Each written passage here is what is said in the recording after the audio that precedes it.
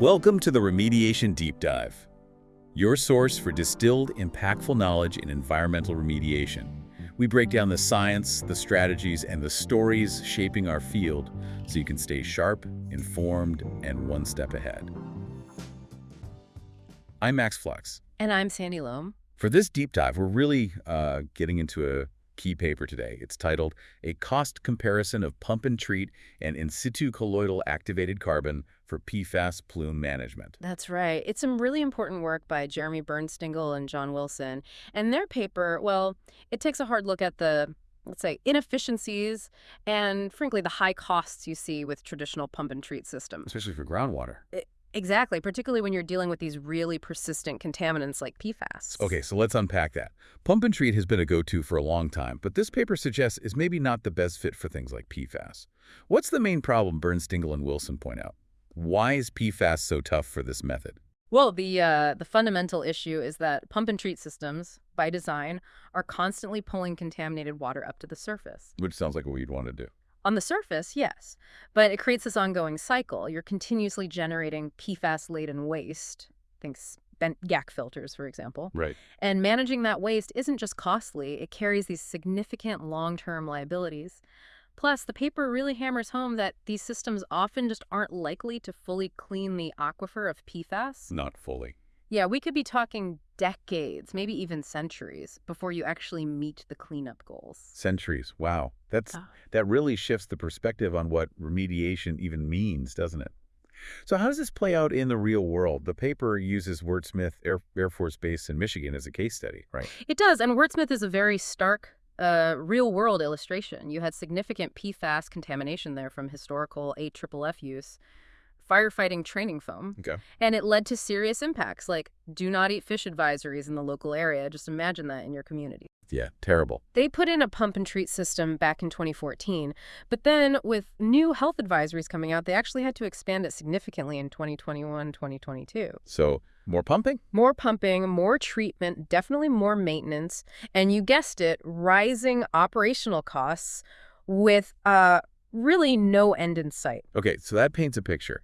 But this is where Birnstingl and Wilson introduce an alternative, this in situ treatment, using a CAC barrier. How's that different? It's a fundamentally different approach. Instead of pulling water out, you use colloidal activated carbon CAC. Basically, it's activated carbon, but ground down into these tiny micron-scale particles, so small you can inject them directly into the aquifer. Inject them in the ground. Exactly. Once they're in there, they disperse and sort of latch on to the soil particles. They form this passive permeable barrier underground. Permeable, so water still flows through. Right. Groundwater flows through it naturally, like it normally would. But as it passes, the PFAS gets stuck. It absorbs onto the carbon. It's immobilized right there in the ground. Oh. And the key thing, no more continuous pumping. No more generating contaminated waste streams at the surface. So no more of those GAC filters piling up. Yeah. If you eliminate that constant pumping and waste, I mean, the cost difference is supposed to be pretty dramatic. Yeah. What did the paper find for Wurtsmith? Oh, it's massive, really eye-opening. Their analysis suggested that for Wurtsmith, switching to a hypothetical CAC barrier could cost around $7.2 million over 30 years. Okay, $7.2 million compared to an estimated $19 million to just continue the pump and treat system over that same 30 years. Wow, that's what, like a 60% saving? Roughly? Approximately, yes. About 60%. So the CAC barrier is roughly a third of the pump and treat cost. And, other studies are showing similar, sometimes even better savings, like 61, maybe 65%. And why such a big difference? It really comes down to ditching those relentless operation and maintenance costs. Passive CAC barriers just don't have them in the same way. And the study was actually quite conservative. They pointed out that the real pump and treat costs could end up even higher. Things like equipment needing replacement or the new hazardous substance rules for PFAS waste kicking in from July 2024. That could add significant cost. Definitely. And conversely, the CAC costs might even end up lower if contaminant levels decrease over time, meaning you wouldn't need to reapply the carbon as often. So yeah, Dr. Birnstingl's work here really makes a strong case for, rethinking our reliance on pump and treat for these kinds of persistent chemicals. Absolutely. It really highlights how these newer passive technologies like the CAC's barrier could offer a more sustainable way forward. Better for the environment and clearly better for the budget too. It's about smarter long-term management.